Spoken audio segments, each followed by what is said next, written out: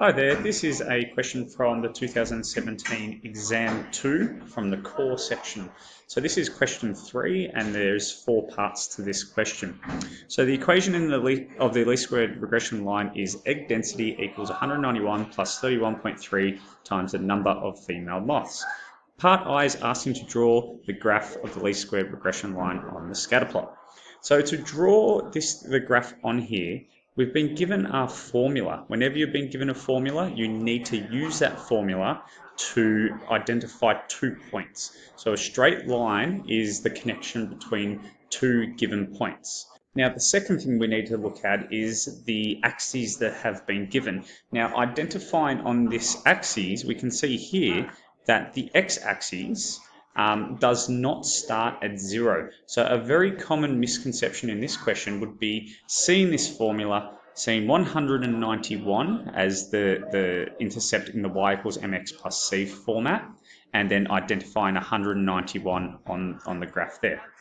However, by identifying this 10 here, that clearly shows that that the 191 won't actually fall on this axis here, because the axis of the x starts at 10, not 0. So from here, we now need to identify 2 points by using the equation. So I'm going to choose the points of x is 10, and I'm going to choose the point of x being 60. So you have to use 2 formulas. So the egg density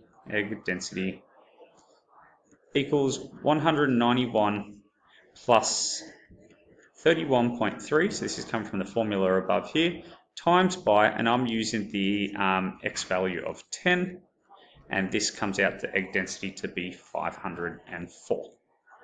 So from here, we have now the coordinates of 10 being the x and 504. So we could place that in here. We can put a little dot there for 504. So right there. The next one, let's get our second point. As I said, I'm going to use the extremes of the axes. So the egg density, equals, using our formula again, 191 plus 31.3 times by, and I'm going to use the x value of 60 in this, which gives out an answer of gives an answer of 2069. So this would be of the coordinates of 60 and 2069. So we could place this here. So 60, 2069, these are going up in increments of 100. So there's 2000. It's going to be just halfway past 2000. So right here, put our point there. And then we draw the line between those 2 points. So if I change my color, and we can draw a straight line between those 2 points. So this point and this point there. We can place in our line of best fit. So let's quickly check out the percentage that got that one right. So question 3I, only 26% of the cohort managed to get question 3BI correct. Down here, it was saying that the question not answered well, that students didn't realize the scale of the horizontal axis was at 10 and not 0. Okay, moving forward. Interpret the slope of the regression line in terms of the variable egg density and the number of female moths. So we're looking here of the egg density and the female moths. So what this question is asking for is to talk about the gradient. So slope is gradient. So for every time we move across to the right, we're moving up because this is a positive scale. So if I was to move across one place, so on the x-axis, if I was to move across 1, it would move up 31.3. So if I was to place 1 up here in the number of female moths in our formula, it would move up 31.3. So we can say along the lines of, for every 1 female moth increase, the egg density increases, sorry about the spelling, increases by 31.3 eggs per square centimeter, per square meter. Okay, so that's what it's asking, to use 2 values and it gives give each variable a value and to include each variable in the value.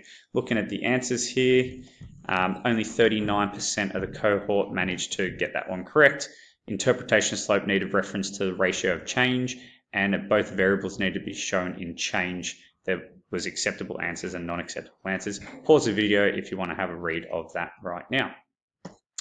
Okay, so the next one, the egg density is 1500 when the number of female moths it caught is 55. So if we go to here, 55, that right there is 1500. Determine the residual value for the least squared regression line.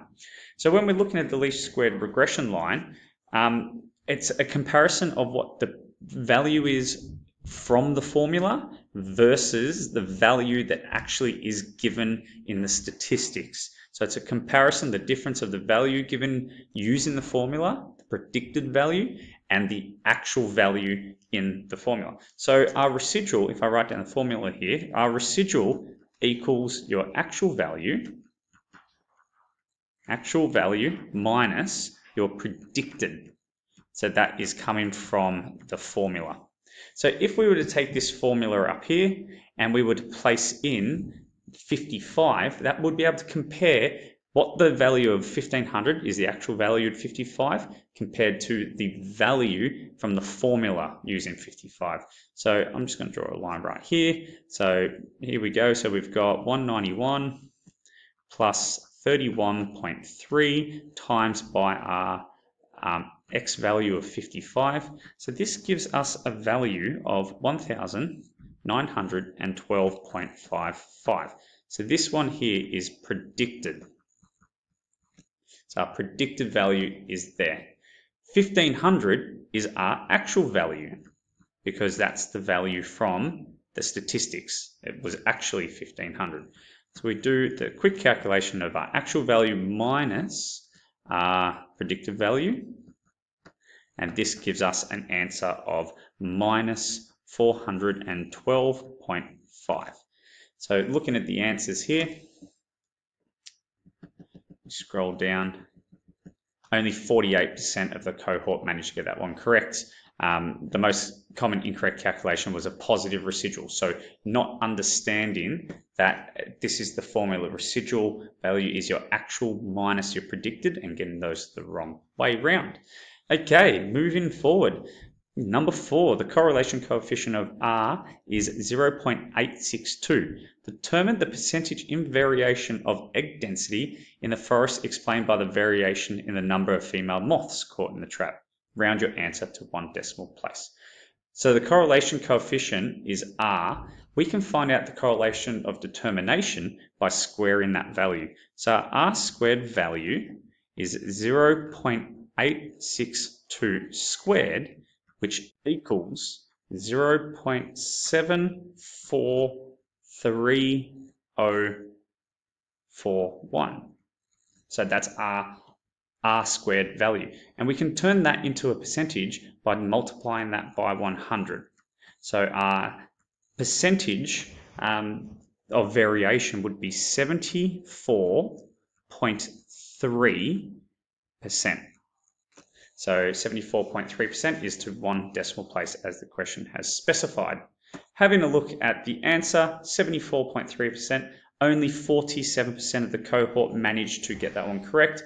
As it says here, some of the students rounded the answer first and then converted to 70 rather than waiting to round at the end. So like I've saying through my videos, only round your answers when you get to the end, not prior. Hope this helps.